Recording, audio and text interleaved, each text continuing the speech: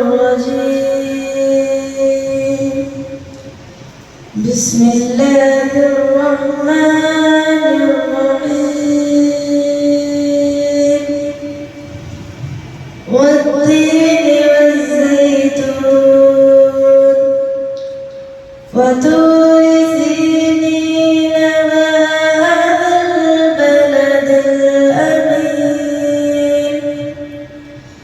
لقد خلقنا الإنسان في أحسن تقويم ثم رددناه أسفل سافلين إلا الذين آمنوا وعملوا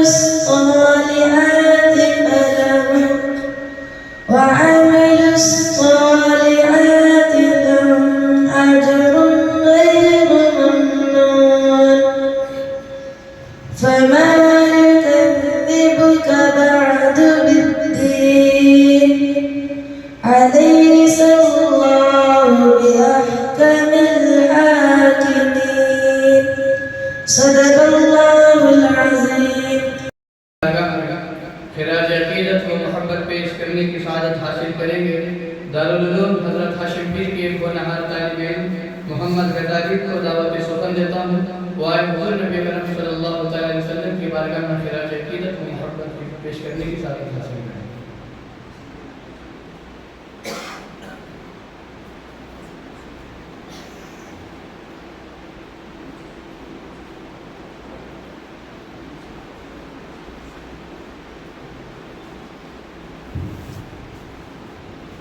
السلام عليكم ورحمة الله وبركاته. مولاي صل وسلم دائما أبدا على حبيبك خير الخلق كلهم. مولاي صل وسلم دائما أبدا على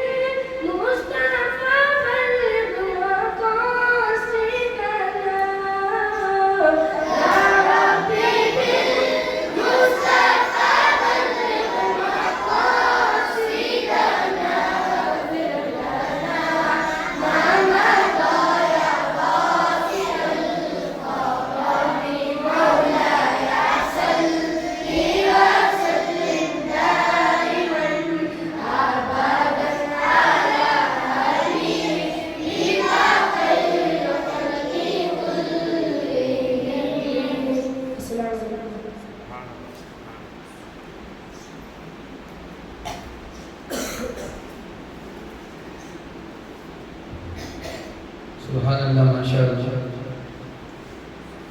حضرات گرامی حضور نبی کرم صلی اللہ علیہ وآلہ وسلم کی بارگاہ میں خراج عقیدت و محبت پیش کرنے کی سعادت حاصل کریں گے دارالعلوم حضرت ہاشم پیر کے ہونہار طالب علم محمد متین خان سے ملتمس ہوں وہ آئے حضور نبی اکرم صلی اللہ علیہ وسلم کی بارگاہ میں خراج عقیدت و محبت پیش کریں.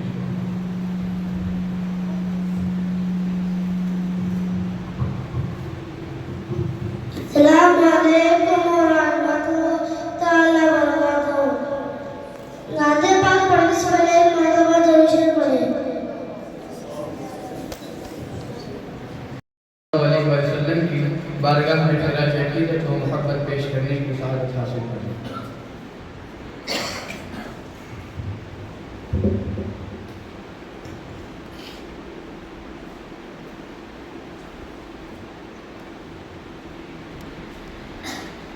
السلام علیکم ورحمۃ اللہ وبرکاتہ.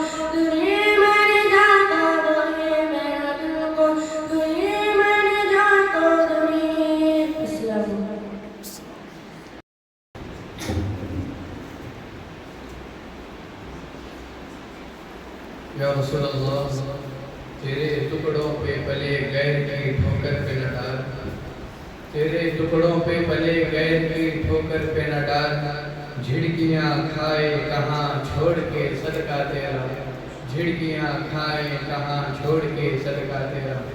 حضرات گرامی، دارالعلوم حضرت ہاشم پیر کے ہونہار طالب علم محمد غزالی سے میں دعوت سخن دیتا ہوں. وہ آئے حضور نبی کرم صلی اللہ علیہ وسلم کی شان میں خراج عقیدت و محبت پیش کرنے کی سعادت حاصل کریں.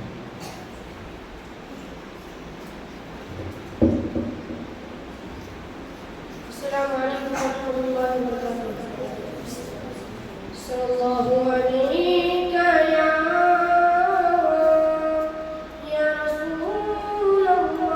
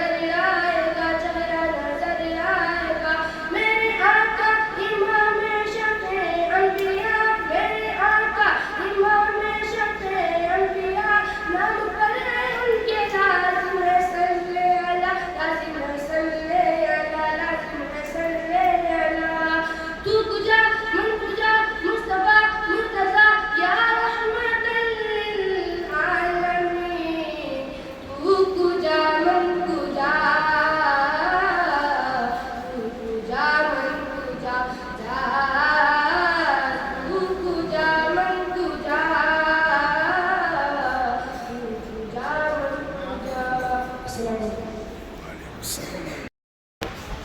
पाक पढ़ने सुनने की बात हम तो सुन पड़े होता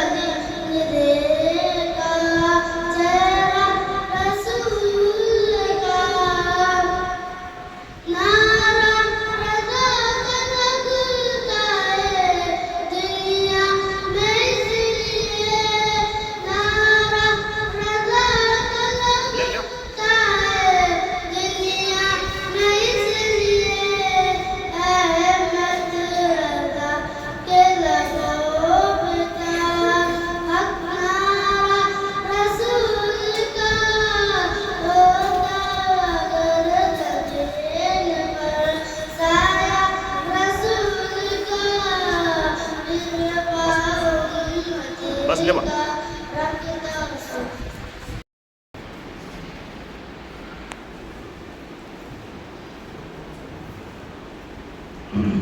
معزز سامعین کرام معزز طلبہ السلام علیکم ورحمۃ اللہ وبرکاتہ آئیے بارگاہ رسالت مآب صلی اللہ تعالیٰ علیہ وسلم میں جھوم جھوم کر اپنی غلامی کا ثبوت پیش کرتے ہوئے باوض پڑھی اللہ صلی علی سیدنا شفیعنا حبیبنا کریمنا مولانا محمد علیہ وسلم صلو علیہ الصلاۃ والسلام علیک یا رسول اللہ صلی اللہ تعالی علیہ وسلم صلی اللہ علیک یا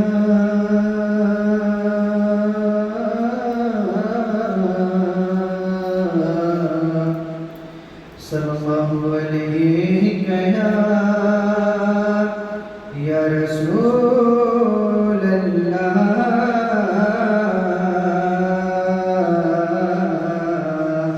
وسلم علیک یا حبیب اللہ پڑھیے صلی اللہ علیک یا رسول اللہ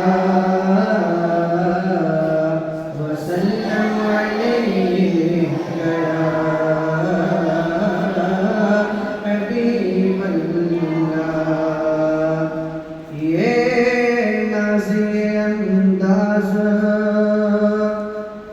یہ نازِ انداز ہمارے نہیں ہوتے یہ ناز انداز ہمارے نہیں ہوتے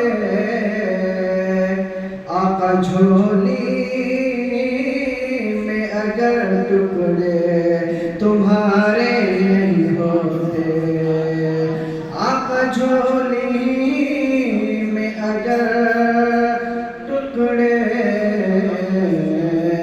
تمہارے نہیں ہوتے اور بے داموں ہی بک جاؤں بے داموں ہی بک جاؤں بازار نبی میں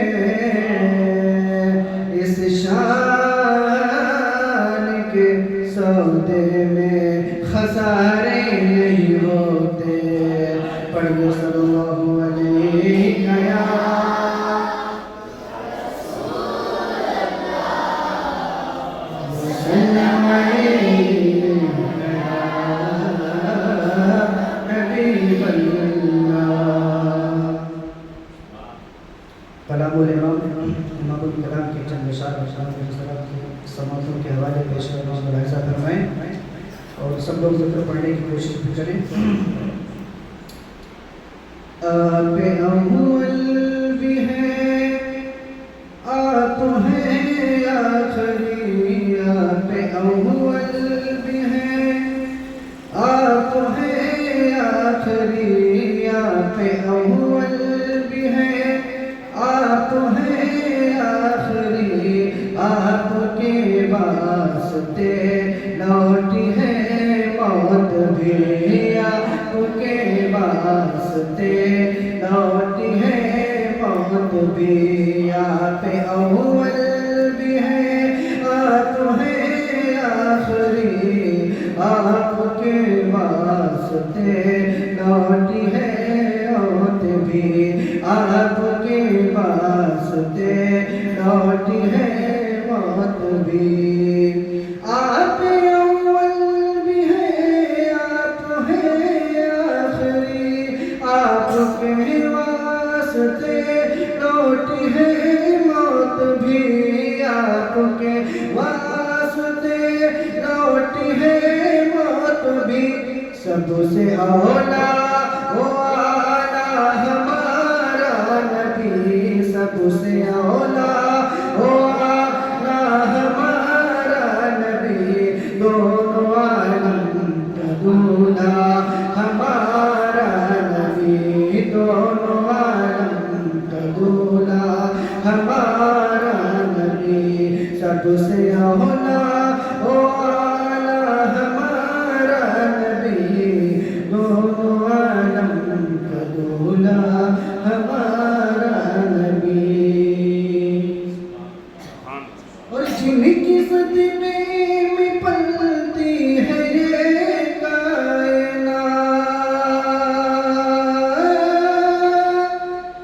جن کی صدمے میں پلتی ہے یہ کائنات، خلد میں جائیں گے ہم سبھی ان کے ساتھ، خلد میں جائیں گے ہم سبھی ان کے ساتھ.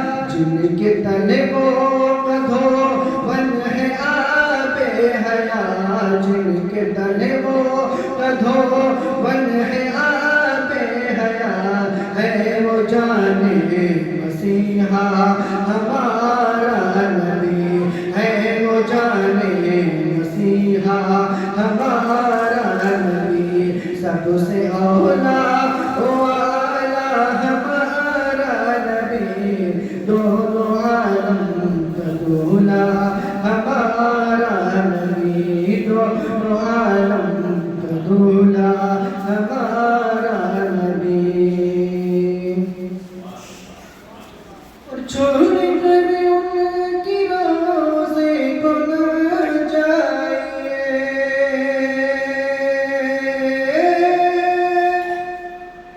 چھوڑ کر ان کی روزے کو نہ جائیے. صدقے پنجتن ہر گھڑی کھائیے، صدقے پنجتن ہر گھڑی کھائیے. کون دیتا ہے دینے کو منہ چاہیے، کون دیتا ہے دینے کو منہ چاہیے. دینے والا ہے سچا ہمارا نبی، دینے والا ہے سچا ہمارا نبی. سب سے اولا ہمارا نبی، دونوں عالم کا دولہا ہمارا نبی، دونوں عالم کا دولہا ہمارا نبی، دونوں عالم کا دولہا ہمارا نبی.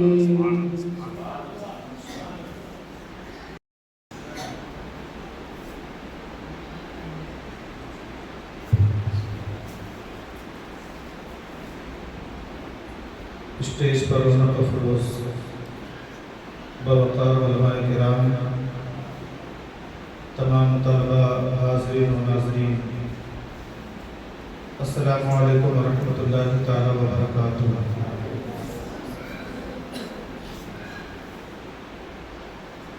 الحمدللہ ولی والصلاة والسلام علی حبیبہ وعلی آلہ واصحابہ المتعاقبین بآدابہ اجمعین، اما بعد۔ اعوذ باللہ من الشیطان الرجیم، بسم اللہ الرحمن الرحیم۔ قد جاءکم من اللہ نور وکتاب مبین، صدق اللہ العظیم وصدق رسولہ النبی الامین المکین الکریم، ونحن علی ذلک لمن الشاہدین والشاکرین۔ فقد قال اللہ تبارک و تعالی فی شان عظمت حبیبہ الکریم علیہ التحیۃ والتسلیم، ان اللہ وملائکتہ یصلون علی النبی یا ایھا الذین آمنوا صلوا علیہ وسلموا تسلیما۔ اللہم صل علی سیدنا شفیعنا مولانا محمد معدن الجود والکرم وآلہ الکرام اجمعین، وبارک وسلم صلاۃ و سلام علیک یا رسول اللہ، صلاۃ و سلام علیک یا حبیب اللہ۔ غوث اعظم بمن بیسر و ساما مدد قبلہ دی مدد کعبہ ایما مدد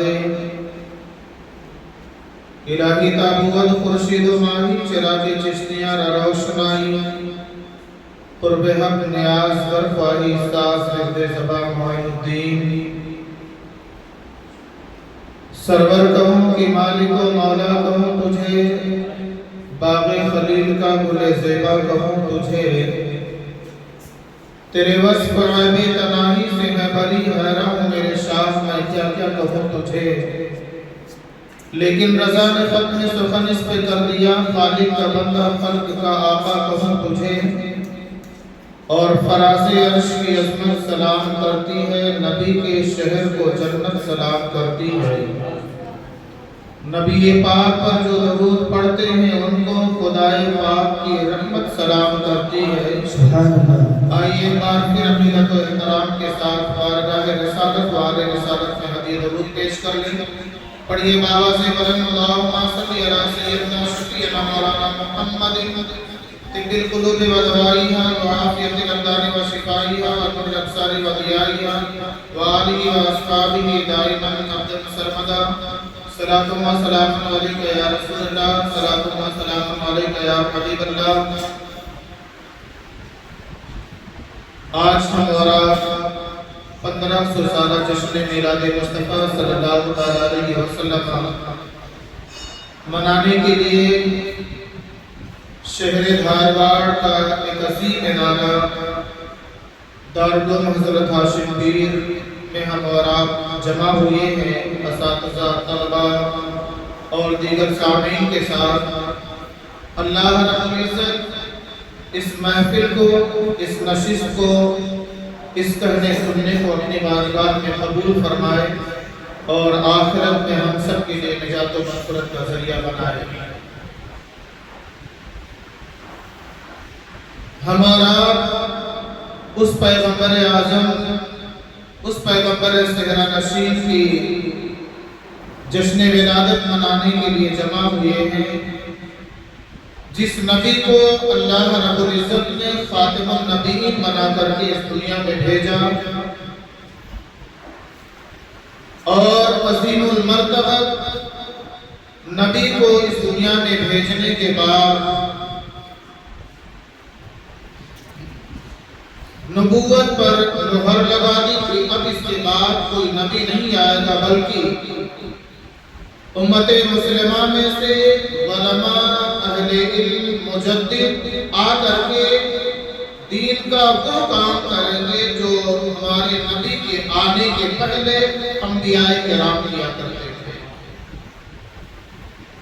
ہم اور آپ قابل مبارکباد ہیں، یہاں طلبہ بیٹھے ہیں، میں کوئی لمبی چوڑی تقریر نہیں کروں گا، کوشش کروں گا کہ سرکار کی ولادت کے تعلق سے کچھ باتیں آپ تک پہنچاؤں اور آپ اپنے ذہن میں وہ چیز رکھیں۔ اکثر یہ پوچھا جاتا ہے طلبہ سے کہ آپ مدرسے میں پڑھتے ہو، نبی کے تعلق سے آپ کو کیا معلوم ہے؟ تو میں کوشش کروں گا، میں مبارکباد دیتا ہوں آپ سب کو کہ آپ انبیاء کے وارث بن رہے ہیں۔ العلماء ورثۃ الانبیاء، علماء برحق انبیاء کے وارثین میں سے ہیں۔ آپ وہ ذمہ داری کے لیے یہاں علم حاصل کر رہے ہو جو ہمارے نبی کے آنے کے پہلے دیگر انبیاء کرام علیہ السلام کیا کرتے تھے۔ حدیث پاک میں علماء امتی کا انبیاء بنی اسرائیل، میری امت کے علماء بنی اسرائیل کے نبیوں کی طرح ہے۔ ایسا نہیں مقام میں نہیں، بلکہ اللہ نے جو کام ان انبیاء کو دیا تھا دین کے کام کی خدمت کے لیے، وہ کام امت محمد صلی اللہ علیہ وسلم میں علماء برحق کر رہے ہیں۔ اور آپ دارالعلوم حضرت ہاشم پیر میں بیٹھ کر کے انبیاء کے وارثین کی راہ پر چل رہے ہیں۔ اور یاد رکھیں، بارہا کہتا ہوں کہ ہم اور آپ محتاج نہیں ہوگے انشاءاللہ۔ آپ یہاں بیٹھے ہو، آپ محتاج نہیں ہوگے، دنیاوی اعتبار سے بھی، دینی کے اعتبار سے بھی۔ دنیا کے لوگ اپنے بچوں کو نہ جانے کیا کیا تعلیم دے کر کے پڑھاتے ہیں، بے شک وہ بھی ضروری ہے، اصلی تعلیم ہے، دنیاوی تعلیم ہے، کلاس میں آفیسر بنائے، سب کچھ بنائے، ضروری ہے۔ لیکن وہ اولادیں جن کو دین کی تعلیم نہیں ہوتی ہے، کیا اپنے ماں باپ کے مرنے کے بعد وہ اپنے ماں باپ کی نماز جنازہ پڑھا پائیں گے؟ یہ آپ لوگ ہو، آپ کو کہنے کی ضرورت نہیں پڑے گی، وضو کر کے آپ آگے بڑھاؤ گے، میرے باپ کا انتقال ہوا، نماز جنازہ میں پڑھاؤں گا، آپ قابل مبارکباد ہو۔ اللہ نے نبی کی آمد کا صدقہ ہے، میلاد مصطفیٰ کا صدقہ ہے۔ میں میلاد مصطفیٰ کے تعلق سے کچھ باتیں آپ کے سامنے عرض کرنے کی کوشش کروں گا۔ اس دنیا کی سرزمین پر سب سے پہلے تشریف لانے والی ذات بشری لباس میں حضرت آدم علیہ السلام ہے۔ صحیح ہے؟ حضرت آدم علیہ السلام کو جب اللہ تبارک و تعالیٰ نے پیدا کیا، میں تفصیل میں نہیں جاؤں گا، تو پیشانی آدم میں نور مصطفیٰ کو ڈالا۔ صحیح ہے؟ توجہ دیں، پیشانی آدم میں نور مصطفیٰ ہمارے نبی کے نور کو ڈالا، تب جا کے روح کو سکون ملا، اور حضرت آدم علیہ السلام کو اللہ تعالیٰ نے اس دنیا میں بھیجا۔ جب حضرت آدم علیہ السلام کو اللہ نے پیدا کیا تو قرآن پاک میں یہاں حفاظ بیٹھے ہیں، اور ان کے سامنے ہماری مجال نہیں ہے کہ ہم قرآن کی آیتوں کو پڑھ کر کے بیان کریں، یہ بہتر جانتے ہیں ہم سے۔ اللہ نے حکم دیا اسجدوا لآدم فسجدوا الا ابلیس۔ صحیح ہے؟ اللہ نے حکم دیا سجدہ کرو، کس کو حکم دیا؟ فرشتوں کو۔ اسجدوا لآدم فسجدوا، سب نے سجدہ کیا، الا ابلیس، مگر ابلیس نے سجدہ نہیں کیا۔ دوسری جگہ اللہ تبارک و تعالیٰ فرماتا ہے قال ما منعک اللہ تسجد اذ امرتک، تجھے کس چیز نے منع کیا سجدہ کرنے سے جب میں نے حکم دے دیا تھا؟ اذ امرتک، جب میں نے حکم دے دیا تو کس چیز نے تجھے منع کیا؟ تو ابلیس نے کیا کہا معلوم ہے؟ ابلیس نے کہا انا خیر منہ، میں ان سے بہتر ہوں۔ آج ہمارے آپ سے نماز چھوٹ جاتی، غلطی ہوتی ہے تو ہم الزام شیطان کے اوپر ڈالتے نہیں کہ نہیں حضرت شیطان بہکا دیا، میں سو گیا تھا، ہوتا ہے کہ نہیں؟ گاؤں گلی میں جاؤ گے تو لوگ بولتے ہیں، کسی کو بولو کہ حضرت چلو نماز کے لیے جائیں گے تو کیا بولتے ہیں؟ نہیں صاحب شیطان بہکا دیتا اس لیے میں نماز کو نہیں آ پاتا، اپنی نماز کو آتا تھا۔ الزام کس کے اوپر ڈالتے ہیں؟ شیطان کے اوپر۔ چلو آج ہمیں شیطان کے اوپر الزام ڈالتے ہیں، لیکن شیطان کو شیطان کس نے بنایا؟ اس کو کس نے بہکایا تھا؟ اس سے پہلے کوئی ابلیس تو نہیں تھا، کوئی شیطان نہیں تھا، کوئی بہکانے والا نہیں تھا، سب فرشتے تھے، اللہ کی ذات تھی۔ انسانوں میں پیدا ہونے والے حضرت آدم علیہ السلام کہلاتے ہیں۔ تو ابلیس کو کس نے بہکایا؟ ابلیس کو کس نے بہکایا؟ تو اس کے اندر کا جو تکبر تھا، اس تکبر نے ابلیس کو بہکایا۔ اس نے کیا کہا؟ انا خیر منہ، میں بہتر ہوں۔ خلقتنی من نار و خلقتہ من طین، میں آگ سے پیدا کیا گیا ہوں اور مٹی سے پیدا کیا گیا ہے۔ آگ کی طاقت مٹی سے زیادہ ہوتی ہے، اس لیے میں ان کو سجدہ نہیں کروں گا۔ تو ابلیس نے کیا کہا تھا؟ انا خیر منہ، اللہ تعالیٰ دوسری جگہ ارشاد کرتا ابا واستکبر وکان من الکافرین۔ ابا کے معنی انکار کرنا، واستکبر اور تکبر کیا۔ ابا واستکبر وکان من الکافرین، اس نے انکار کیا اور تکبر کیا اور انکار کرنے والوں میں سے ہو گیا۔ اللہ تعالیٰ نے کہا فخرج فإنک رجیم، نکل جا تو ذلت والوں میں سے دھتکارے گئے۔ میں عرض یہ کرنا چاہتا ہوں، ہم اور آپ کے اندر تکبر ہے کہ نہیں؟ ہے، ہم اور آپ بھی بولتے ہیں میں تم سے اچھا پڑھتا ہوں، میری آواز تم سے اچھی ہے۔ یاد رکھیں تکبر انسان کو کہا جاتا ہے۔ تکبر عزازیل را خاردار، ابلیس کا پرانا نام عزازیل تھا۔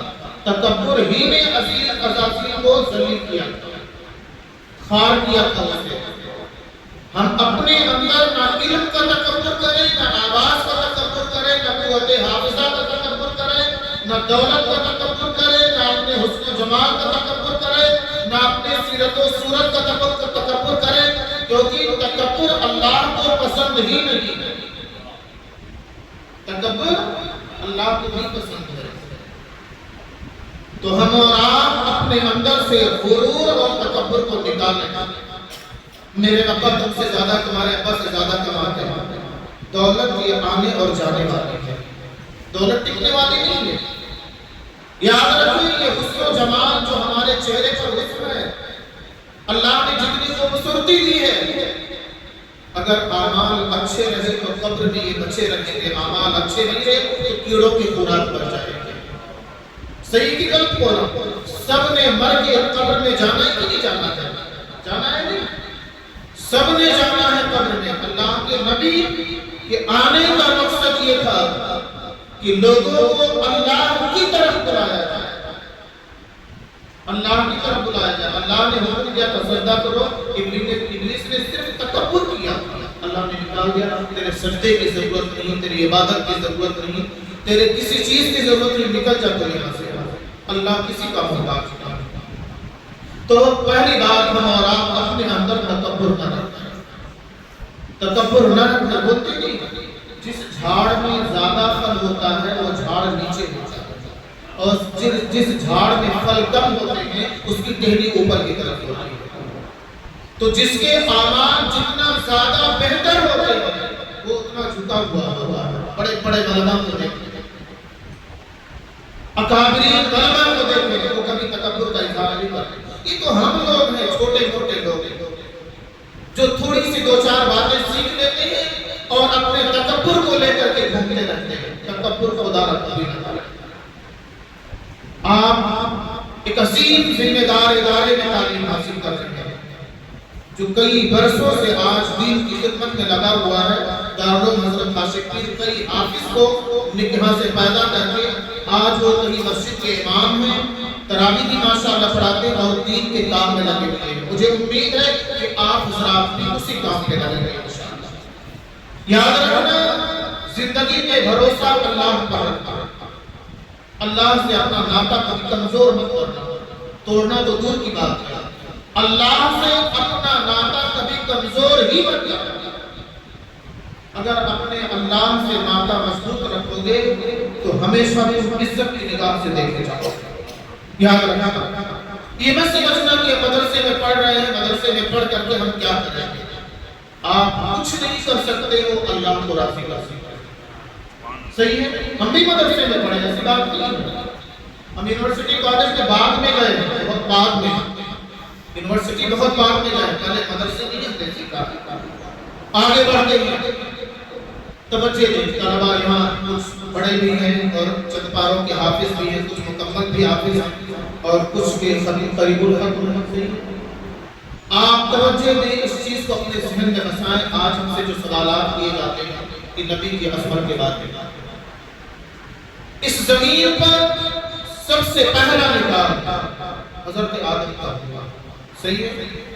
حضرت آدم کا نکاح ہوا دنیا میں مشکو تر میں سب سے پہلے حضرت حوا کو پیدا کیا تنہائی محسوس ہوئی کہا مولا کوئی کسی کو پیدا کرتا کہ میرے ساتھ رہے انسیت محسوس ہوئی حضرت حوا کو پیدا کیا بائے مسیح سے حضرت آدم نے قریب ہونا چاہا اللہ نے کہا نکاح کرو کہا مولا نکاح کرو کہا مہر ادا کرو کہا یہ مہر کیا چیز ہے کیا ادا کہا مہر سے بیوی حلال ہوتی ہے یاد رکھیں اگر مہر ادا نہ ہو تو بیوی شوہر کو روک سکتی پہلے مہر ادا کرو پھر میرے قریب آئے یہ مسئلے میں آپ اس کو جاننے کی کوشش کرو کہا مہر کیا ادا کرو مولا کہا اس نبی پر درود بھیجو جو سید الانبیاء ہے محمد الرسول اللہ حضرت آدم کے نکاح کا مہر کیا تھا ہمارے نبی پر درود بھیجو کتنی مرتبہ درود آج درود پڑھنے سے ہم کو روکا جاتا ہے حالانکہ قرآن میں سورۃ الاحزاب نہیں ہے چوتھے رکوع میں تقریباً ان اللہ و ملائکتہ یصلون علی النبی یا ایھا الذین آمنوا صلوا علیہ وسلموا تسلیما یہاں بھی غلط نہیں ہے تھوڑا سا غور کرو اللہ اور اس کے فرشتے درود بھیجتے ہیں نبی پر اللہ ایمان والوں سے کہہ رہا بے ایمانوں سے نہیں کہہ رہا یا ایھا الذین آمنوا اے ایمان والو تم بھی نبی پر خوب درود و سلام بھیجو بے ایمانوں سے اللہ بات نہیں کر رہا ہے اللہ ایمان والوں سے بات کر رہا ہے صحیح ہے حضرت آدم نے کتنی مرتبہ درود بھیجا ایک روایت میں ہے 3 مرتبہ ایک روایت میں ہے 20 مرتبہ ایک روایت میں ہے 70 مرتبہ 3 روایتیں میں آپ کے سامنے رکھا ہوں یہ مہر ادا کیا تب حضرت حوا حضرت آدم کے لیے حلال تھا اور آج ہم کو روکا جا رہا ہے کہ نبی پر درود نہ بھیجو اس کے لیے پوچھتے ان کو کہو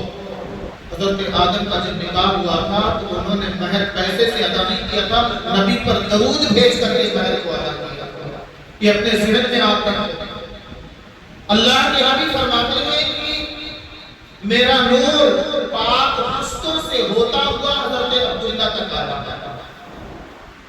کسی ایسے پشت میں نہیں گیا ہے جو بغیر نکاح کے وہ رشتہ ہوا یہ میں کتب صحیح سے آپ کے حوالے کر رہا ہوں ایک ایک چیز کی وضاحت اگر ہم کرنے جائیں ایک ایک حوالے دیتے جائیں تو وقت کافی گزر جائے گا اور میں آپ لوگوں کے اوپر بوجھ نہیں بنتا زیادہ دیر تک آپ سر پہ نہیں سوار ہوں گا تھوڑی دیر میں انشاءاللہ گفتگو تمام کروں گا پرنسپل صاحب کا اور آپ کے اساتذہ کا حق ہے حضرت حافظ القاری آفاق ظفر صاحب اور عزیزم حافظ محمد جیشان سلموں کی 12:30 تک میں نے ٹائم لیا ہے انہوں نے آگے کہا جیسا وقت رہتا ہے انشاءاللہ کوشش کریں گے کیونکہ اور بھی ذمہ داری ہے اور صابر بھائی بیٹھے ہوئے محبوب بھائی اور امتیاز بھی بیٹھے ہوئے ہیں یہ وہ لوگ ہیں جو اس مدرسے کی بنیاد کی پہلی نیت رکھی گئی تھی کہ زمین کھودی کے جتنے یہ لوگ تھے ہم تو بعد میں آئے ہیں اس زمین کے مدرسے کا فاؤنڈیشن کھودنے کے لیے جو مٹی کھودی گئی تھی وہ مٹی کس کلر کی تھی یہ لوگ بتائیں گے آپ کو بھوری مٹی تھی یا کالی مٹی تھی یا پیلی مٹی تھی صابر بھائی غلط کہہ رہا ہوں کہ صحیح کہہ رہا ہوں آج بھی الحمدللہ یہ خدمت کے لیے لگے ہوئے ہیں اللہ تعالیٰ ان لوگوں کی خدمات کو اپنی بارگاہ میں قبول فرمائے اور محبوب بھائی کئی سالوں سے آپ لوگوں کی خدمت کر رہے ہیں کس طرح سے کر رہے ہیں آپ بہتر جانتے ہیں جب کوئی فیڈ بیک لینے آئے گا تو یہ اچھا فیڈ بیک دینا تاکہ آپ کو کھانا اچھا لگے محبوب بھائی بڑی خدمت کر رہے ہیں طلباء کی مہمانان رسول کے اللہ تعالیٰ قبول فرمائے میں عرض یہ کر رہا تھا اللہ کے نبی نے فرمایا میں پاک پشتوں سے ہوتا ہوا آیا زمانے جاہلیت میں کچھ ایسے لوگ بھی تھے عورتیں ہوتی تھیں کہ اعلیٰ نسل کے بچے پیدا کرنے کے لیے بغیر نکاح کے اعلیٰ خاندان کے لوگوں سے جا کر کے ناجائز انشاء نوز باللہ من ذالک میرے آقا نے فرمایا میں ان پشتوں سے ان ماؤں کے رحم میں سے ہوتے ہوئے آیا ہوں جو نکاح کے ذریعہ آپس میں رشتے ہوتے ہیں یہ میرے آقا کا کمال ہے یہ میرے آقا کی رسول اللہ کے نبی پاک پشتوں سے ہوتے ہوئے آئے اور حضرت عبداللہ کی پشت میں حضرت عبد المطلب میں کوشش کروں گا کہ ان میں 2 باتوں کی وضاحت کرنے کے لیے کچھ لوگ آج یہ ذہن میں فتنہ پال رہے ہیں کہ اللہ کے نبی کا خاندان قریش ہے خاندان قریش ہے. تو قریش آج کہا جاتا ہے قریشی جو گوشت کاٹنے کا کام کرتے ہیں کہ گوشت بولتے ہیں گوشت کاٹنے کا کام کرتے ہیں. اس سے تشریح دیتے ہیں. انہیں معلوم نہیں ہے شاید تاریخ. میرے آقا نے فرمایا اللہ نے مجھے اعلیٰ خاندان میں رکھا. اولاد اسماعیل کے بنی کنانہ کو چنا. بنی کنانہ میں قبیلہ قریش کو چنا. قبیلہ قریش میں بنو ہاشم کو چنا. اور بنو ہاشم میں اللہ نے میرا انتخاب فرمایا. تو قریش خاندان کا نام کب اور کیسے پڑا یہ میں آپ کو بتاؤں. یہ چیز بھی اپنے ذہن میں رکھیں. اگر کوئی آپ سے سوال کرے تو آپ بتائیں. اللہ کے نبی نے اپنا سلسلہ نسب ابن عدنان تک بیان کیا ہے. کتب سیرہ سے یہ بات نقل کی گئی ہے. ابن عدنان تک بیان کیا. اس کے بعد ناموں میں شکوک و شبہات میں اس لیے اللہ کے نبی نے بیان نہیں کیا. لیکن اولاد اسماعیل میں سے بنی کنانہ اولاد اسماعیل میں ایک فہر ابن مالک تھے. فہر ابن فیبر زیر کے ساتھ فہر ابن مالک تھے. وہ بڑے طاقتور تھے. وہ اتنے طاقتور تھے کہ ان کی طاقت کے سامنے کون بھی ٹکتا نہیں تھا. حضرت فہر ابن مالک. تو ان کی طاقت کو تشبیہ دینے کے لیے سمندری جانور جس کا نام قریش تھا اس جانور کا نام جانور سے تشبیہ نہیں دیا. یہ مت سوچنا کہ جانور سے تشبیہ دیا. جانور سے نہیں بلکہ اس جانور کا نام قریش تھا. اتنا طاقتور تھا کہ سارے سمندری جانوروں کو نگل جاتا تھا. اس جانور کی طاقت کے سامنے کوئی مچھلی کوئی جانور ٹکتے نہیں تھے. تو اس جانور کی طاقت سے فہر ابن مالک کی طاقت کو تشبیہ دیا. تب لوگوں نے فہر ابن مالک کو قریش کہنے لگے کہ ان کے اندر سمندری جانور قریش جیسی طاقت ہے. جانور سے تشبیہ نہیں کیا. یہ بات ذہن میں رکھنا. اس جانور کی طاقت سے تشبیہ دی. اس سمندری جانور قریش جیسی طاقت رکھنے والے حضرت فہر ابن مالک ہیں. اس لیے آپ کو قریش کہا جانے لگا اور اس کے بعد آپ کا قبیلہ قریش کے نام سے مشہور ہو گیا. یہ حضرت فہر ابن مالک سے شروعات ہوتی ہے. اور اس کے بعد حضرت ہاشم کی ولادت ہوتی ہے. حضرت ہاشم کو کا نام اصلی نہیں ہے. حضرت ہاشم کا نام اصلی عمر ہے. عمر یا عمر. ہاشم اس لیے کہا جانے لگا کہ حج کے موقع پر آپ سوکھی روٹیاں اور گوشت کا سالن بنا کر کے توڑ کر کے اس میں سرید بنا کر کے حجاج کرام کو کھلاتے تھے. اس لیے آپ کو ہاشم کہا ہے. آپ کا نکاح مدینہ میں حضرت سلمہ سے ہوتا ہے. حضرت سلمہ سے آپ کا نکاح ہوتا ہے. تو آپ کے یہاں ایک بیٹا پیدا ہوتا ہے جس کے سر کے بال سفید ہوتے ہیں. تو اس بیٹے کا نام آپ شیبہ رکھتے ہیں. سرکار کے دادا کا نام کیا ہے؟ عبد المطلب مشہور ہے. صحیح ہے. لیکن سرکار کے دادا کا نام عبد المطلب نہیں تھا, شیبہ تھا. عبد المطلب کب پڑا میں آپ کو وضاحت کرنے کی کوشش کروں گا. شیبہ کس وجہ سے رکھا تھا؟ پیدا ہوتے وقت سر کے بال سفید تھے. تو ان کا انتقال ہو گیا. میں تفصیل میں نہیں جا رہا ہوں. ان کا انتقال ہو گیا مدینہ ہی میں, مدینہ کے آس پاس. پھر حضرت ہاشم کے بھائی اپنے بھتیجے کو لینے کے لیے گئے کہ اس کی پرورش یہاں ہو. تو جب مدینہ لینے گئے, مدینہ کا پرانا نام یثرب ہے, لینے کے لیے گئے, کہا بھتیجے سے چلنے کے لیے بھائی سے. تو حضرت ام سلمہ نے کہا, حضرت سلمہ نے کہا آپ اپنے بھائی کے بیٹے کو لے جائیے, ہم نہیں جائیں گے. تو وہیں وہ رک گئی اور اپنے بھتیجے کو لے کر کے آئے. جب مکہ میں پہنچے تو شیبہ تھے وہ حضرت ہاشم کے بیٹے. تو لوگوں نے کہا یہ کون ہے؟ تو حضرت ہاشم کی وہ بھائی جو لینے گئے تھے ان کا نام مطلب تھا. ان کا نام مطلب تھا. تو انہوں نے کہا کہ یہ میرا غلام ہے. پہلے یہ نہیں بتایا کہ میرے بھائی کا بیٹا ہے, کہا یہ میرا غلام ہے. جب کہا میرا غلام ہے تو اسی وقت سے لوگ عبد المطلب کہنے لگے. عبد المطلب کہنے لگے. क्योंकि उनके चचा का नाम मुत्तलिब था, तो अब्द के माने बंदा भी होता है, गुलाम भी होता है। मुत्तलिब का गुलाम कहने लगे।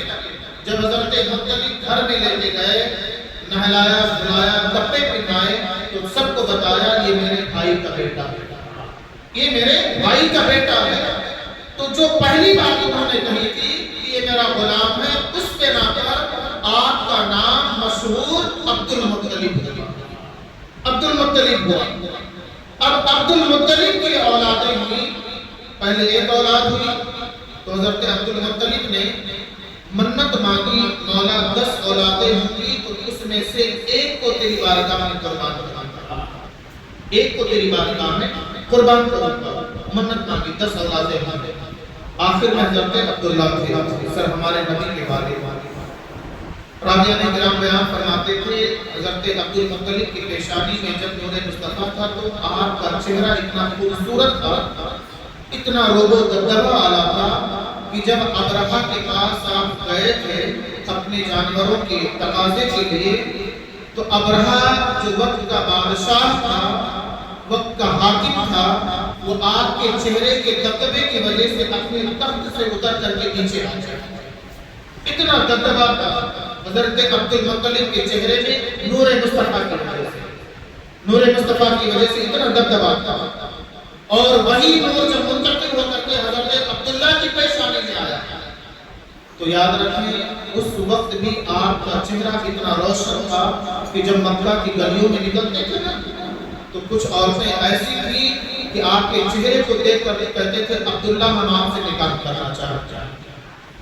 इसकी बात मैं वजाहत करूंगा, कोशिश करूंगा। 10 औलादें पैदा हुई तो कई साल गुजर गए, आपने वो मन्नत पूरा नहीं की। अल्लाह ने ख्वाब में दिखाया अब्दुल मुत्तलिब मन्नत नहीं पूरा की, कुर्बानी दो। तो उठे, पहले जानवरों की कुर्बानी हुई, बकरे की, गाय की, ऊंट की कुर्बानी पेश की। उस वक्त हजरत अब्दुल मुत्तलिब ने और बार बार ही जब ख्वाब आने लगा तो उन्हें एहसास हुआ कि मैंने मन्नत मांगी थी अपने बेटे की कुर्बानी देनी है। तो वो हजरत अब्दुल्ला को लेकर के और सारी औलादों को लेकर के एक जगह जमा किया। कहा मैंने ऐसे मन्नत मांगी थी, देखो फरमाबरदारी, औलादों की फरमाबरदारी, मन्नत मांगी है कि 10 बेटों में से किसी एक को कुर्बान कराना है। 10 औलादें होंगी, उसके बाद 10 औलादें हो गई, अब किसी एक को कुर्बान करना है। हजरत अब्दुल मुत्तलिब की सारी औलादों ने गर्दन झुका दिया, कहा बाबा आप जिसको चाहें कुर्बान कर सकते हैं। सब कुर्बान होने के लिए तैयार हो गए। आज हम अपने माँ बाप की फरमाबरदारी करते हैं। हम किसी काम में लगे हों, खास करके मोबाइल देख रहे हैं, अब्बा अगर कोई काम करते हैं, अपनी काम किया तो बीपी चढ़ जाती है हमारी, हम गुस्सा हो जाते हैं, नहीं करते हैं, अभी तो आप बैठा हो, जब देखे तुम्हारे काम लगे रहते हैं। नहीं, माँ बाप की नाफरमानी कभी मत करना। अगर माँ बाप की नाफरमानी करोगे तो याद रखना अल्लाह राजी नहीं होगा। अगर रब को राजी करना है तो माँ बाप को राजी करना। अगर रब को राजी करना है तो माँ बाप को राजी करो, तुम्हारा रब तुमसे राजी हो जाएगा। अगर माँ बाप ही नाराज है और सोचो मेरा रब राजी हो जाए तो याद रखना अल्लाह ताला नाराज ही रहेगा आपसे, अपने माँ बाप को कभी नाराज नहीं करना। हजरत अब्दुल मुत्तलिब ने जब कहा तो सारी औलादों ने गर्दन झुका दी। सारी औलादों कहा सब कुर्बान होने के लिए तैयार हैं, किसी एक को कुर्बान करना है। तो पूरा निकाला, पर्ची निकाली। तो पर्ची किसके नाम से निकली? हजरत अब्दुल्ला के नाम से। ले चले कुर्बान करने के लिए। सब ने कहा ऐ अब्दुल मुत्तलिब इतना खूबसूरत बेटा, इतना वजीर और शकील बेटा, और इसको कुर्बान करने के लिए ले जा रहे हो, ऐसा बेटा दोबारा कहाँ मिलेगा तुम्हें? कहा नहीं, अल्लाह से मैंने वादा किया। तो जब सब ने मना किया, मना करने के बाद वो उस वक्त के काहिना के पास जाते हैं, कहते हैं इसकी सूरत क्या है हमें बताओ, कुर्बान करें या ना करें? तो उसने टाइम लिया, दूसरे दिन बुला करके कहा तुम्हारे यहाँ एक जान की दीयत कितनी है, एक जान की कीमत कितनी लगाई जाती है, उसके बदले दीयत उसको कहते हैं, उसके बदले सोना चांदी माल या जो भी ले लो और जान माफ कर दो। आज भी दीयत चलता है, शरीयत में इस चीज का जिक्र है। تو کہا 10 اونٹ ہے. تو ایک طرف 10 اونٹ کے ناموں کی پرچی رکھی گئی, ایک طرف حضرت عبداللہ کے نام کی پرچی رکھی گئی. حضرت عبداللہ کے نام کی پرچی رکھی گئی. اللہ کے نبی صلی اللہ علیہ وسلم پیشانی عبداللہ میں تھے, تو ہر بار حضرت عبداللہ کے نام سے ہی پرچی نکل رہی ہوتی. 10 اونٹ تھے, 20 بڑھائے, تب بھی حضرت عبداللہ کے نام سے پرچی نکلی. 30, 40, 50, 60 یہاں تک کہ 100 کیے. تو جب 100 اونٹ ہو گئے, 100 اونٹ ہو گئے, تو پرچی اونٹ کے نام سے نکلا, حضرت عبداللہ کے نام سے نہیں نکلا. حضرت عبدالمطلب نے کہا میں ایسے نہیں مانوں گا, ایک مرتبہ میں مجھے تسلی نہیں ہوگی, میں مسلسل 3 مرتبہ نکالوں گا, اور تینوں بار جس کے نام سے نکلے گا میں اسی کی قربانی کروں گا. اللہ کا کرم ہوا کہ تینوں مرتبہ اونٹ کے نام سے پرچی نکلی, اور وہ 100 اونٹ قربان کیے حضرت عبداللہ کے لیے. اسی لیے اللہ کے نبی کہتے ہیں کہ میں 2 ذبیحوں کی اولاد ہوں. ایک حضرت اسماعیل علیہ السلام جن کے لیے اللہ نے دمبا بھیجا تھا جنت سے, اور دمبا ذبح ہوا تھا, حضرت اسماعیل کو بچا لیا. اور دوسرے ذبیح حضرت عبداللہ میرے والد تھے کہ جن کے جگہ پہ اللہ نے 100 اونٹ کو قبول کیا تھا, اور میرے والد کو اللہ نے بچا لیا. اللہ کے نبی فرماتے ہیں 2 ذبیحوں کی اولادوں میں سے ایک حضرت اسماعیل, دوسرے حضرت عبداللہ. حضرت عبداللہ کا نکاح حضرت آمنہ سے ہوتا ہے.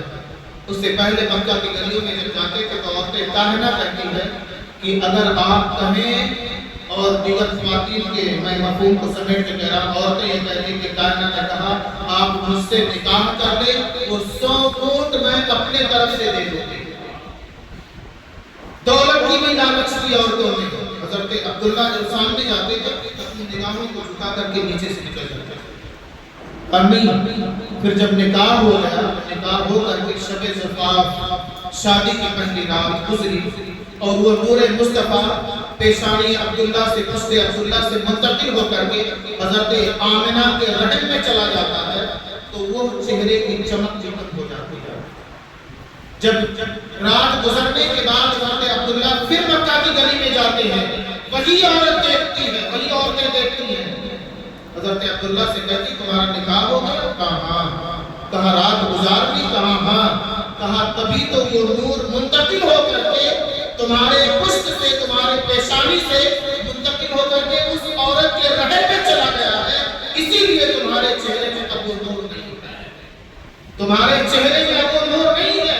ہم تم سے جو نکاح کرنا چاہتے تھے, تمہارے چہرے میں جو نور تھا, روشنی تھی, چمک تھی, اس بنا پر, تو نور مصطفیٰ کی بنا پر جو چمک تھی اس بنا پر نکاح عورتیں کرنا چاہتی تھی. لیکن جس رات حضرت عبداللہ کے پشت سے میرے آقا کا نور رحم آمنہ میں منتقل ہوا, وہ رات شب جمعہ تھی. وہ رات شب جمعہ تھی.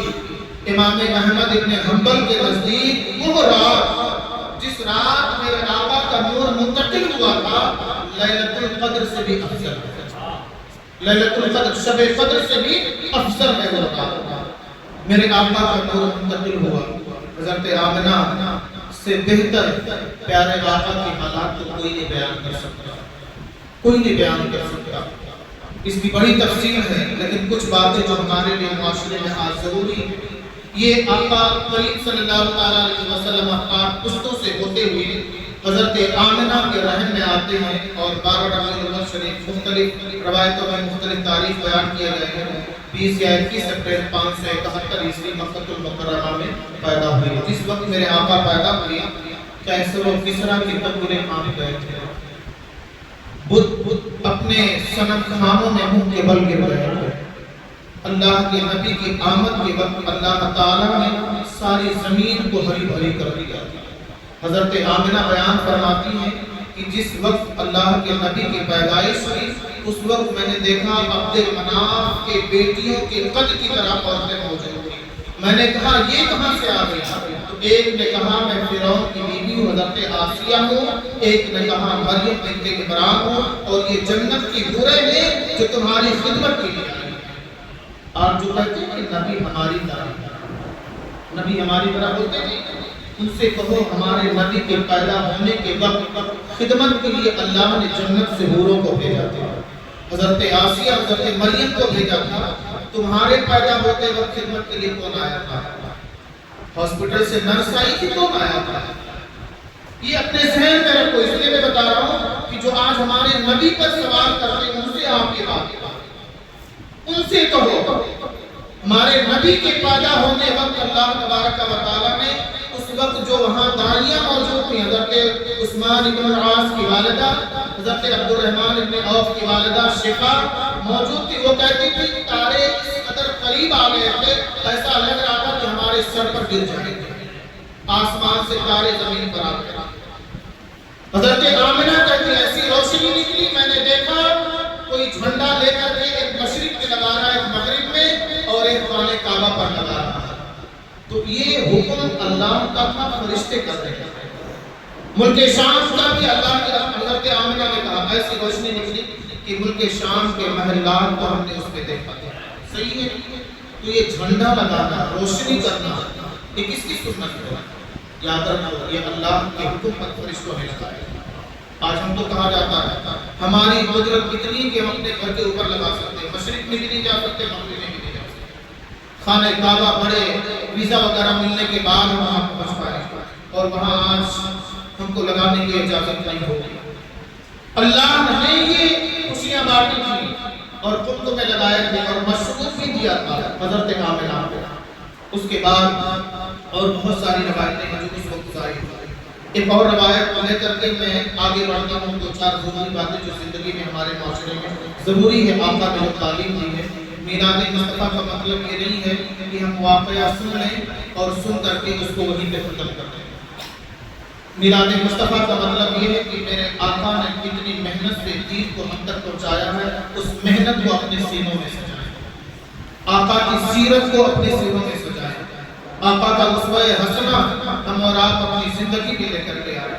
یہ میرے آقا کی زندگی کا مقصد تھا کہ بندہ اللہ کی طرف آ جائے، اللہ کے حکم کا پابند ہو جائے. وہ یہودی حضرت عائشہ صدیقہ فرماتی ہیں، حضرت حسان ابن ثابت رضی اللہ تعالیٰ کہتے میں اس وقت 8 سال کی عمر کی تقریباً میری جو ہوش تھا. وہ یہودی کہتا ہے کہ تمہارے گھر کوئی بچہ پیدا ہوا ہے. خاندان قریش میں ابھی تک خبر نہیں ہوئی تھی سب کو. تو سب نے کہا کہ نہیں معلوم. کہ جب پتا چلا حضرت آمنہ کا گھر گیا اور جب آقا کے چہرے کو دیکھا، چہرے کو دیکھ کر کے پشتے نبی پر مہر نبوت دیکھی تو دیکھ کر کے بے ہوش ہو کر کے گر گیا. جب ہوش آیا سب نے پوچھا معاملہ کیا ہے؟ تو اس نے کہا اے بنی اسرائیل، نبوت تم سے رخصت ہو گئی ہے اور بنو ہاشم میں چلی گئی. یہ آخری نبی پیدا ہوئے. کچھ لوگ کہتے ہیں کہ نبی 40 سال کے بعد پیدا ہوئے. نہیں، قرآن کی وہ آیتیں ہیں سورہ آل عمران میں وَإِذْ أَخَذَ اللَّهُ مِيثَاقَ النَّبِيِّينَ لَمَا آتَيْتُكُم مِّن كِتَابٍ وَحِكْمَةٍ ثُمَّ جَاءَكُمْ رَسُولٌ مُصَدِّقٌ لِّمَا مَعَكُمْ. صحیح ہے. اللہ تعالیٰ نبیوں سے وعدہ لے رہا تھا عالم ارواح. تو دنیا میں آنے سے پہلے نبی تھے عالم ارواح کی میں، اور ہمارے نبی کی آمد ثم جاءکم رسول، جب رسول تشریف لائے تو میرے آقا عالم ارواح میں بھی رسول تھے. اور میرے آقا فرماتے ہیں تو نبی و آدم و بین الروح والجسد. جب حضرت آدم کی روح اور جسم کا مرحلہ چل رہا تھا اس وقت بھی میں نبی تھا. اس وقت بھی میں نبی تھا. جو لوگ کچھ کہتے ہیں میرے آقا کے بارے میں یہودی توریت زبور انجیل کا علم رکھنے والے کہتے ہیں آخری نبی پیدا ہو چکا. اور آج جو کلمہ پڑھتے ان کو پتہ نہیں کہ ہمارے نبی کو نبوت کب ہوئی. ان کو اتنا علم ہے کہ وہ بولتے ہیں نبی کو نبوت 40 سال بعد. یہ کہاں سے لائے ہو؟ یہ منافقین کا علم ہے. سرکار کے دور میں بھی ایسے تھے. یہ منافقین کا علم ہے. یاد رکھیں کسی صحابی نے نبی کی سیرت پر یا نبی کی ذات پر حملہ نہیں کیا. آپ تاریخ اٹھا کر کے دیکھیں کوئی صحابی رسول نبی کی ذات کے بارے میں عیب نہیں نکالا ہے. عیب کی بات نہیں کی. عیب وہ تو نکلے گا. یہ منافقین کیا کرتے ہیں. آج بھی روایتوں کو لے کر کے کچھ لوگ حوالہ بنا کر کے پیش کرتے ہیں. میں اب آگے صرف ورنہ میرے آقا جب مال تجارت کے لیے گئے تھے 12 سال کی عمر میں ہو یا پھر 20 سال کی عمر میں ہو یا 23 سال کی عمر میں ہو تو میرے آقا کے سر پر بادل ٹکڑا کیا رکھتا تھا، بادل کا ٹکڑا سایہ کیا رکھتا تھا۔ حضرت حلیمہ کا بیان ہے کہ ایک مرتبہ حضرت شیمہ جو سرکار کی رضائی بہن تھی دھوپ میں لے کر کے چلی گئی۔ حضرت حلیمہ نے کہا آنے کے بعد دھوپ میں کیوں لے کر کے چلی گئی؟ دھوپ لگ جاتی تو؟ حضرت شیمہ نے کہا والدہ جب تک میں دھوپ میں تھی بادل ہمارے اوپر سایہ کیا رہتا تھا، ہم کو دھوپ نہیں کرتی تھی، بادل سایہ کیا رہتا تھا، چھاڑ سایہ کرتے تھے، آتے جاتے پتھر میں سلام کیا کرتے تھے میرے آقا کو۔ یہ مختلف روایتیں ہیں جو کتب احادیث میں آپ کو ملے گی۔ عرض کرنے کا مقصد یہ ہے اللہ کے نبی صلی اللہ علیہ وسلم نے کلمہ پڑھنے کے بعد جو سب سے پہلا پیغام دیا ہمیں کس چیز کا؟ نماز کا۔ ہم نماز کے پابند ہیں۔ آپ مدرسے میں پڑھتے ہو نماز پابندی کرتے ہو لیکن گھر جانے کے بعد بھی نماز کی پابندی کرتے ہو۔ میرے آقا نے فرمایا نماز میرے آنکھوں میں ٹھنڈک ہے۔ نماز الصلاۃ معراج المومنین، نماز مومنوں کے لیے معراج ہے۔ نماز کی عالم میں بندہ جتنا قریب ہوتا ہے نہیں اللہ کے اتنا کسی اور عالم میں قریب نہیں ہوتا۔ آپ نماز پڑھو، اپنی پڑھائی کے لیے بھی دعا کرو، اپنے ماں باپ کی صحت کے لیے اور ان کی روزی کے لیے تاکہ وہ آپ کا خرچہ نبھا سکے، آپ کا خرچہ نبھا سکے، آپ کی پرورش کر سکے۔ اور میں آگے کہنا چاہوں گا پھر اس کے بعد نماز کے بعد روزہ، حج اور زکوٰۃ، اللہ تعالیٰ کا صاحب نصاب ہونا۔ یہ چیزیں اللہ کے نبی نے تعلیم دیا اور زندگی گزارنے کا ہمیں سلیقہ بتایا، زندگی گزارنے کا ہمیں سلیقہ بتایا۔ اللہ کے نبی جب راستے میں چلتے تھے تو یہ نہیں دیکھتے تھے وہ مجھے سلام کرے، اللہ کے نبی خود بڑھ کے سلام کرتے، بچوں سے بھی بوڑھوں سے بھی سب سے سلام کرتے۔ کیا ہم اور آپ کی عادت ہے کہ ہم یہ کہاں کرتے ہیں؟ مدرسے میں کرتے کوئی دقت نہیں، گھر جاتے ہیں تو آپ سب سے سلام کرتے ہیں؟ اپنے دل پہ ہاتھ رکھ کے بولنا میں ہاتھ نہیں اٹھاؤں گا۔ بچوں سے بھی گھر میں جاتے ہیں تو اپنے سلام کرتے ہیں کہ نہیں؟ سب سے نہیں کرتے۔ ہم یہ ساری ذمہ داری مدرسے میں چھوڑ کے چلے جاتے ہیں، نہیں یہ غلط ہے۔ آپ نبی کے وارثین بن رہے ہیں تو نبی کی سیرت کو بھی ہم گھر بھی جائیں تو ہر چھوٹے بڑے سے سلام کریں، اپنے خاندان کا ہو، محلے کا ہو، مسلمان ہے، دوست ہے، دوست نہیں بھی ہے، مسلمان ہے، آپ اس سے سلام کیجیے، اپنی عادت مضبوط کیجیے، ٹھیک ہے؟ سلام کرنا سنت ہے، جواب دینا واجب ہے، یاد رکھیں۔ لیکن یہاں سنت میں زیادہ ثواب ہے 20 نیکی اور واجب کے ادا کرنے میں کم ثواب ہے 10 نیکی۔ یہ میرے آقا کی سنت ہے سلام کرنا۔ سلام کرنے سے کیا ہوتا ہے؟ دل میں محبت پیدا ہوتی، نفرت پیدا ہوتی۔ دوسری قوموں میں کہیں good morning, good afternoon, good evening, good night, ہر لمحے کے لیے الگ الگ ہے، لیکن اسلام ایسا ہے ہر وقت کے لیے ایک سلام کر دیا ہے۔ 24 گھنٹے تم سلامتی کی دعا کرتے رہو ایک ہی جملے کے ساتھ، السلام علیکم ورحمۃ اللہ وبرکاتہ۔ سلامتی ہو تم پر، برکت ہو اللہ کی اور رحمت ہو تمہارے اوپر۔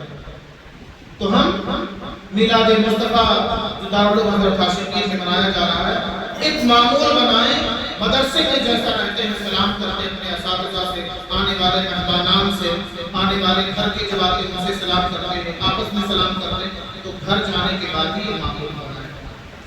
دوسری بات، ہم اور آپ اپنے اساتذہ کا ہاتھ چومتے کہ نہیں؟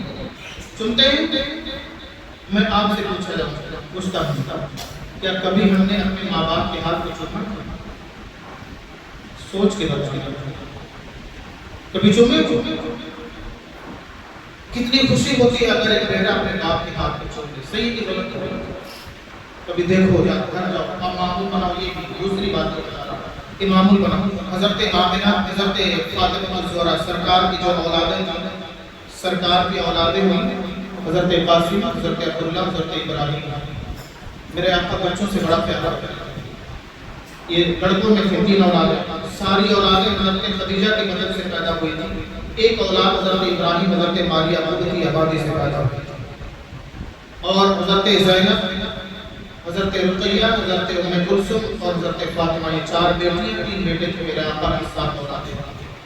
حضرت انس فرماتے ہیں کہ جب حضرت ابراہیم پیدا ہوئی تو ایک دائی لے کر کے گئی دودھ پلانے کے لیے، وہ پہاڑی پر رہتی تھی، تو وہ بھٹی کا کام کرتے تھے، لوہار کا کام کرتے تھے۔ لوہار کے گھر میں اتنا دھواں ہوتا تھا، اب ایک فین وغیرہ سب آ گیا، لگا دیتے دھواں چلا جاتا، ورنہ پہلے دھواں گھر میں بھرا رہتا تھا۔ حضرت انس فرماتے ہیں میں آقا کے ساتھ جاتا تھا، آگے پہلے جا کے لوہار کو کہتا تھا آقا تشریف لا رہے ہیں، دھواں تھوڑا کم کر دو۔ میرے آقا اس گھر میں جاتے تھے، حضرت ابراہیم کو گود میں لیتے تھے، پیار کرتے تھے، بوسہ دیتے تھے، حضرت ابراہیم بوسہ دیتے تھے، پیشانی کو بوسہ دیتے تھے، بڑا پیار کرتے تھے میرے آقا کے ساتھ۔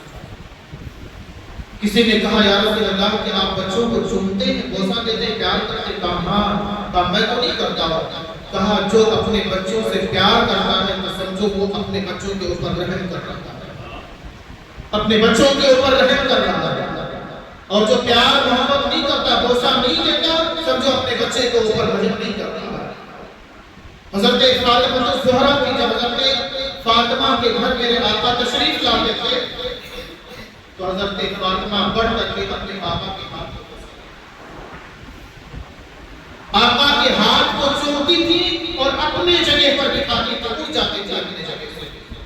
تو آپ سے گزارش ہے، اساتذہ ہماری تعلیمی زندگی کی پرورش کر رہے ہیں، اساتذہ کا احترام بھی ضروری ہے، ان احترام کریں، عزت کریں اساتذہ کا، ان کے ہاتھ کو ہم بوسہ دیں، بالکل صحیح ہے، لیکن ان ماں باپ جو ہمارے اس جسم کو پرورش کیے، پیدا کیے، جس ماں کی قدموں کے نیچے جنت ہے، جس باپ کو جنت کا دروازہ کہا گیا ہے، ہم اور آپ اب کی بار جب گھر جائیں تو اپنے ماں باپ کے ہاتھ کو اپنے ماں باپ کے ہاتھ کو چومیں اور دیکھیں کہ ان کے چہرے پر خوشی کیسے جاری ہو رہی ہے، اور چوم کر کے آئیں، اس میں بے عزتی نہ سمجھیں۔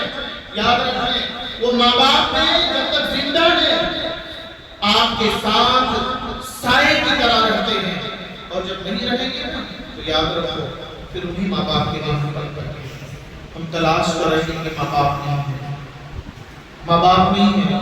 ہر کوئی شخص ماں کے باپ کے جیسا پیار تو دے سکتا ہے، لیکن باپ کی جگہ دوسرا باپ نہیں آ سکتا، ماں کی جگہ دوسری ماں نہیں آ سکتا۔ یاد رکھنا باپ کی جگہ کوئی نہیں لے سکتا۔ باپ گھر میں اگر ہے، گھر میں دروازے نہ ہو تب بھی گھر سیف ہے، آپ کا گھر محفوظ ہے، باپ اگر موجود ہے۔ باپ ہی ہوتا ہے جو کہتا ہے بیٹا تو فکر مت کر، میرا باپ زندہ ہے، سب کچھ دیکھ چکے۔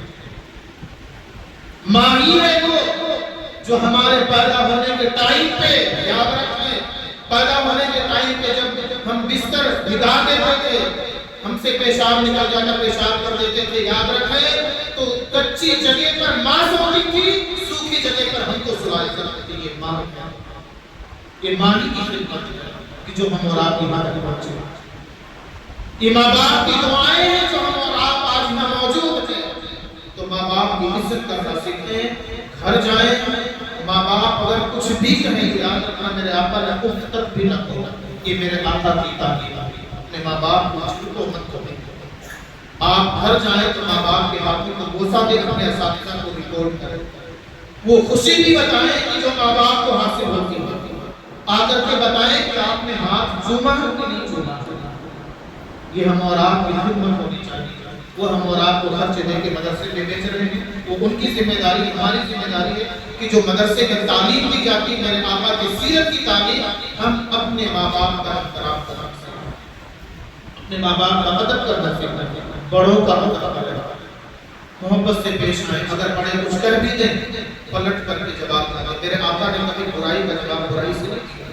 مکہ میں کتنا ستایا گیا، آپ کے اوپر پتھر مارے گئے، پتھر مارے گئے، آپ کے پیچھے بچوں کو لگایا گیا، پاگل مجنون کہتے تھے۔ طائف کی سرزمین پر اتنا مارا گیا میرے آقا کو کہ جسم انتقال ہو گیا، اتنا ستایا گیا، اتنا ستایا گیا کہ اللہ کے نبی صلی اللہ علیہ وسلم بے انتہا پریشان ہوتے تھے، لیکن کبھی برائی کا جواب برائی سے نہیں کیا۔ اللہ کے نبی کے راستے میں کانٹے بچھائے گئے، کوڑے ڈالے گئے، گلے میں ڈال کر کے چادر کو کھینچا گیا تاکہ کام تمام کر دیا جائے نبی کا، لیکن اللہ کے نبی نے کبھی بد دعا نہیں کی، کبھی بد دعا نہیں کی۔ حرم کعبہ میں آپ کو معلوم ہوگا، آپ سب کو کہ اونٹنی کو وجڑی عقبہ ابن معیط نے لا کے ڈالا تھا. ایک روایت میں ہے کہ جو بچہ پیدا ہوتا جانور تھا اس کو جو گندگی نکلتی تھی میرے آقا کے پشت پہ اس کے ڈالا گیا. کبھی ہم کو اتنی تکلیف تھی کہ ہم اتنی تکلیف نہیں برداشت کرتے. ہمارے اندر اتنی ہمت و جسارت تھی کہ اتنی تکلیف برداشت کرے. لیکن میرے آقا نے بدوا کہ ملک الجبال آیا, حضرت جبرائیل آئے, عرض کیا یا رسول اللہ, اللہ دیکھ رہا ہے کہ آپ کے ساتھ لوگوں کا رویہ کیا ہے. پہاڑ کے فرشتے کو بھیجا ہے, جو حکم دے یہ حکم کی تعمیل کرے گا. ملک الجبال فرشتے نے کہا یا رسول اللہ اگر حکم دے تو ان پہاڑوں کے بیچ ان کو دبا کر کے ختم کر دے. تو میرے آقا نے کیا کہا تھا پتہ ہے؟ اللہ کے نبی نے کہا فرمائی یہ مجھے نہیں پہچان پائیں گے, یہ مجھے عزت نہیں دے رہے, جانے دو. مجھے امید ہے کہ ان کے آنے والی نسل کلمہ پڑھے گی اور میرا احترام کرے گی, مجھے مانے گی. تو ہم بڑوں کو پھر کے جواب نہ دیں. کوئی ہمیں گالی دے تو اس کا جواب گالی سے نہ دیں. یاد رکھنا گلی میں بچوں رہتے ہیں فطری بات ہے, لیکن گالی دینا چھوڑ دیں. گالی کا جواب گالی سے دو, گالی کا جواب گالی سے دینا یہ اسلام کی فطرت نہیں ہے, یہ اسلام کی تعلیم نہیں ہے. میرے آقا دعائیں کیا کرتے ہیں. اور آخری بات میں کہہ کر کے میں اپنی گفتگو تمام کروں گا. حضرت فاطمہ دوڑی تھی وہ اونٹنی کی بوجھڑی سرکار کے پشت سے ہٹانے کے لیے. حضرت فاطمہ ہوئی تھی. حضرت فاطمہ جب گئی اس کو صاف کیا, آقا کریم صلی اللہ علیہ وسلم کے جسم پر پانی ڈال کر اس کو دھویا. دھوتے وقت کہا مولا, رابعہ نے کہا فرماتے مولا تو ان کو ذلت کی موت عطا کر جس نے میرے بابا کو تکلیف دی ہے, جس نے میرے بابا کو تکلیف دی ہے, ذلت کی موت عطا کر. رابعہ نے کرام بیان فرماتے ہیں کہ جو شامل تھے سب کے سب میدان بدر میں ذلت کی موت مارے. اب ابو جہل بھی تھا, عتبہ تھا, شیبہ تھا, عقبہ ابن معیط تھا, سب یہ سب کے سب ذلت کی موت مارے. میں عرض کرنا چاہوں گا جب حضرت فاطمہ نے کہا مولا ذلت کی موت عطا کر, تو میرے آقا نے فرمایا مولا تیری بارگاہ میں نے بد دعا نہیں کی ہے, لیکن میری بیٹی فاطمہ جو کہہ رہی ہے اسے قبول کر لے, اسے قبول کر لے. میں آپ سے پوچھتا ہوں, آپ مدرسے میں پڑھتے ہو, بتانے کی ضرورت نہیں ہے. جب آپ کے ماں باپ تکلیف میں ہوتے ہیں, کبھی روزی کا مسئلہ ہوتا ہے, کبھی صحت کا مسئلہ ہوتا ہے, تو آپ فون لگاتے اپنے اساتذہ کو حضرت دعا کیجیے میرے ابا بیمار. صحیح ہے, بالکل صحیح ہے, بالکل صحیح ہے. پیر صاحب کے خلاف فون لگاتے حضرت دعا کیجیے میرے والد صاحب بیمار ہیں, یقیناً اپنے اساتذہ سے دعا کروا, پیر صاحب کے خلاف سے سید صاحب سے دعا کروا. لیکن کبھی ہم نے سوچا ہے کہ اپنے ماں باپ کے حق میں جب وہ بیمار ہو یا روزی نہ ہو, گھر میں پریشانی نہ ہو, گھر میں مشکل ہو, تو کبھی آپ نے سوچا کہ ہم بھی جان نماز اٹھا کے اپنے ماں باپ کے لیے دعا کروا, کبھی کی ہے؟ یہ کام ہی کروا. جب دیکھو کہ ماں باپ کی روزی میں کمی ہے, ماں باپ پریشان ہیں, صحت ان کی اچھی نہیں ہے, روزی کم ہو گئی ہے, گھر میں پریشانی ہے, یاد رکھو آپ سے زیادہ آپ کے گھر کا دکھ کوئی نہیں سمجھ سکتا. کبھی کوشش کی ہے ہم اپنے گھر میں مصلی بچھائے جا نماز, مدرسے میں ہیں, خبر ملے باپ بیمار ہے, آپ وہاں روز نہیں رہ سکتے, یہاں تعلیم بھی حاصل کرنی ہے, آپ جا نماز بچھائے رات کی تنہائی میں اپنے اللہ سے عرض کریں مولا میرے بابا بیمار ہیں, انہیں شفا سے مدد دے دو, شفا ملتی ہے.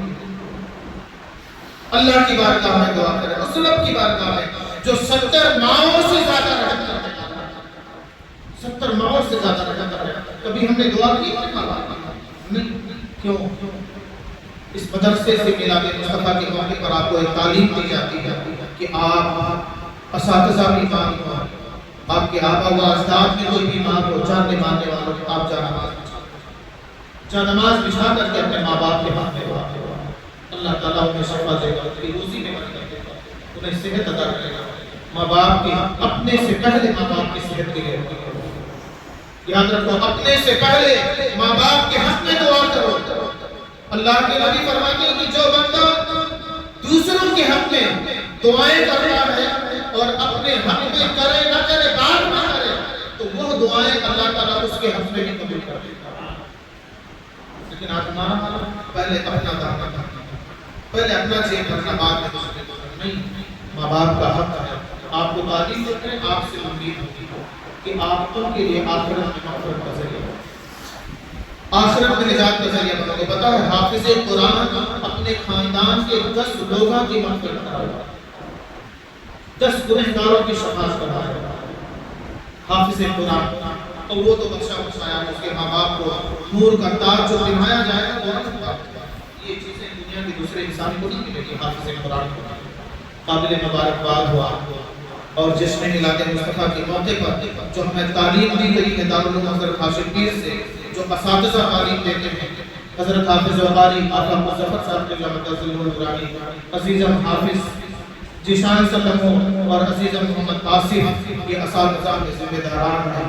ان کو بھی اگر کبھی طبیعت کا معاملہ ہو، صحت کا معاملہ ہو، پریشانی جو ہو، آپ پوچھنے کی ضرورت نہیں ہے، ان کے حق میں بھی دعا کرو، اپنے ماں باپ کے حق میں دعا کرو، اساتذہ کی عزت کرو، اساتذہ کا احترام کرو، اور آپس میں مل کر کے محبت سے رہ کر کے دین کی تعلیم حاصل کرو۔ مدرسے میں جب پڑھے آتے ہیں، کوئی کمیٹی کے ہوں یا کمیٹی کے نہ بھی ہوں، کوئی اجنبی آدمی آتی ہے، اسے عزت سے بات کرو، اسے یہ لگے ہاں یہ اسلام کا مبلغ ہے، یہ اسلام کا شہزادہ ہے، یہ دین کا مبلغ ہے، یہ دین کا رہبر بنے گا آگے چل کر۔ اس کو یہ میسج جائے، آپ اسے اگنور کبھی مت، اجنبی ہو یا جاننے والا ہو، کوئی بھی ہو، کبھی اگنور کر کے کسی کو بات کرنے کی کوشش مت کرو۔ اس سے آپ کی بھی عزت بڑھے گی اور مدرسے کی عزت اور بھی دوبارہ ہوگی۔ یہ مدرسے سے آپ کو تعلیم دی جاتی ہے، مدرسے میں صرف تعلیم نہیں، تربیت بھی دی جاتی ہے۔ آپ کو بتایا جاتا ہے کہ کیسے کھانا ہے، کیسے سونا ہے، کیسے پڑھنا ہے بیٹھ کر کے، کیسے کس حال میں رہنا ہے، وہ ساری چیزیں آپ کو بتائی جاتی ہیں۔ اس پر عمل کرنے کی کوشش کریں۔ اللہ رب العزت کی بارگاہ میں دعا ہے کہ اللہ تعالیٰ اس محفل کی برکت سے ہم سب کے دلوں میں دین کا جذبہ عطا فرمائے، میلاد مصطفیٰ کی برکتوں کا فیضان اللہ رب العزت ہمارے دلوں میں، گھروں میں، دارالعلوم حضرت ہاشم پیر میں جاری و ساری فرمائے۔ ہم سب کو اللہ رب العزت سیرت رسول کا پابند بنائے، احکامات قرآن، احکامات شریعت پر عمل کرنے کی توفیق عطا فرمائے۔ وما علینا الا البلاغ المبین۔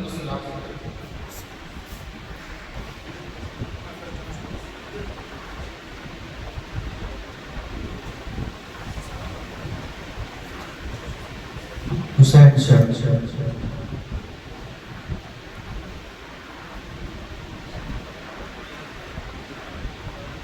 محمد ایان اندار انعام سعود